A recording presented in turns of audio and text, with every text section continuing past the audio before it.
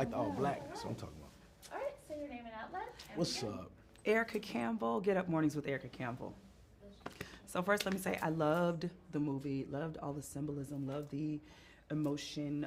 But you say this was personal for you. Why? I mean, there's a lot of themes in it that I think applies to a lot of young black men, you know what I'm saying, and like the childhood trauma that they go through and how they carry that trauma, whether they choose to talk about it or not. But then also, this is like the third time I played Adonis. It's the most I played any character.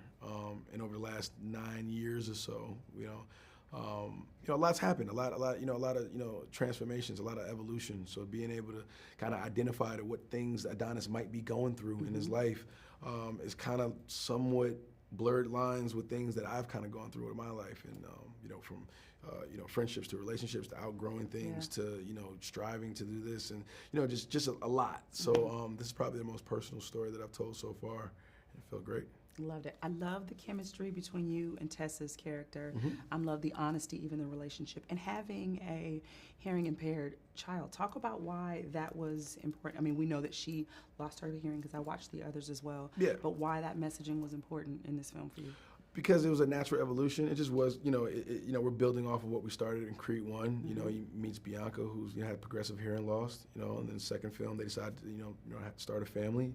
And, any parent's concern would be, making sure the child's healthy, and knowing that could be hereditary and that the baby could be deaf we had an opportunity to have that conversation.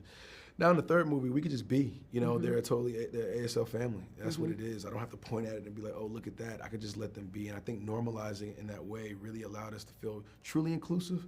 And I learned so much, from the deaf and hard of hearing community.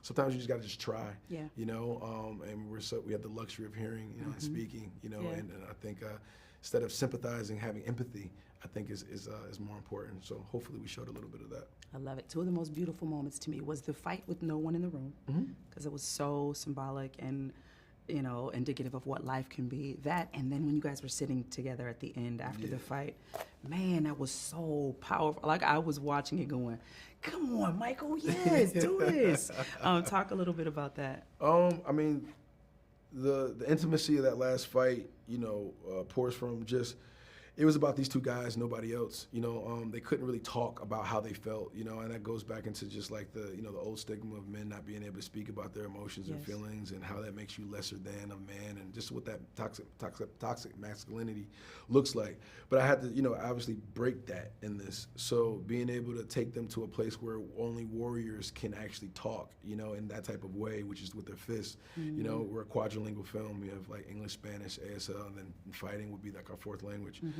And my love for anime, so anime, are when two main characters are fighting and going at it, very intense physical battle. Emotionally, they're someplace quiet and they're having a calm conversation.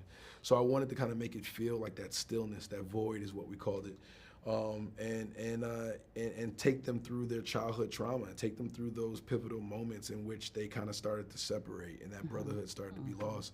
But at the end of it, you have to have them come back around. I think the ability to apologize, to be accountable, to say I'm sorry, doesn't make you any lesser than a man. It makes you stronger. So I wanted to see these two guys go through it.